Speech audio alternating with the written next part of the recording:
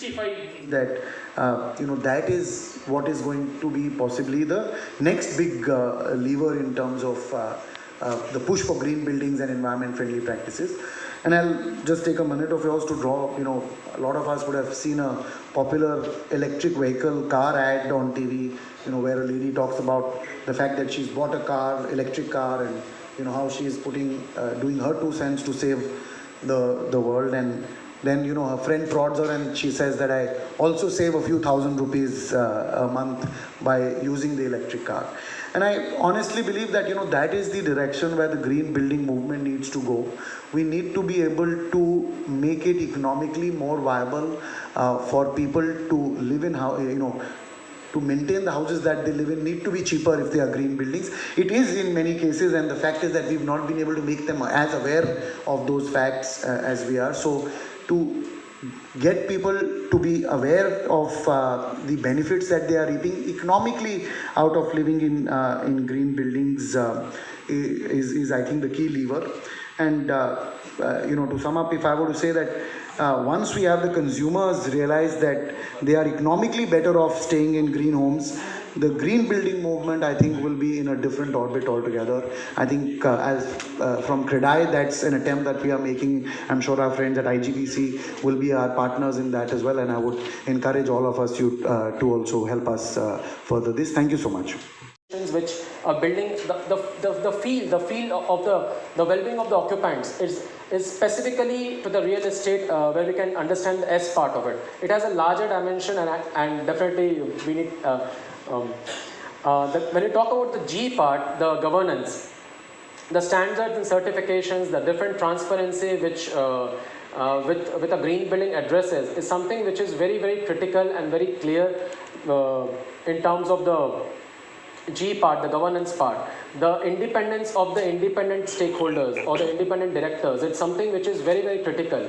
The decisions which are being taken on a board, the decisions which really impact the entire planet Earth is something which comes in the G part. Now, why are we discussing about green buildings? Now, green buildings are something which are very, very adaptive to the climate change and environmental challenges, as has been highlighted so wonderfully. Achieving this vision. In the process, we want India to become one of the global leaders in sustainable built environment by 2025. So we are, Indian Green Building Council is the only council in the whole country to be a part of the World Green Building Council.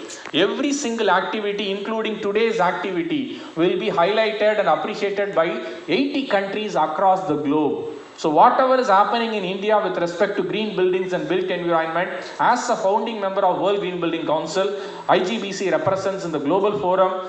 Many of our stakeholders are part of the World Green Building Council board, chair of the Asia Pacific Network and others. Many of you would have visited our own IGBC headquarters of CII in Hyderabad. If you are not visited, on behalf of Mr. Sushil and architect Vivek, we invite each one of you to come to our own IGBC headquarters, which has been designed in 2001 and 2, has earned the world's greenest building title. I repeat, world's greenest building title on year 2003. We have not stopped there. We have improved upon on enhancing the lighting, air conditioning, building management and all others. Now it has become a net zero energy building since 2019 onwards.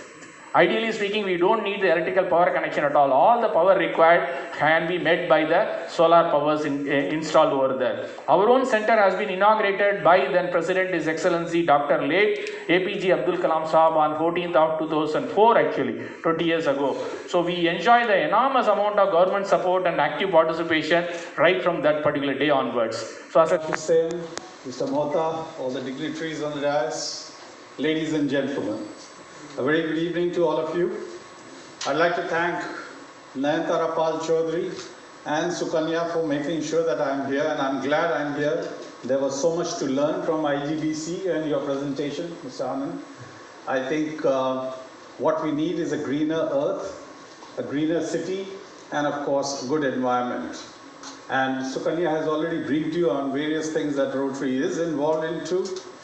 What I can tell you is that we are in Rotary all over the world very keen and working strongly on environment.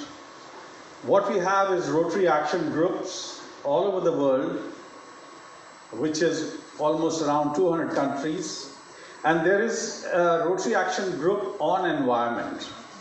And what is the focus of this environment group? That is, number one is, of course, the biodiversity.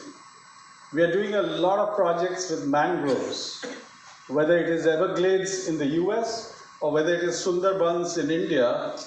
Rotary is planting and ensuring that the mangroves are not kind of destroyed or reduced. And that is one major thing. And of course, we are working on apiaries, we are working on protecting habitats, and that is a major program. Of course, there is what is known as watershed, restorations. The second major area that we are working is sustainable living.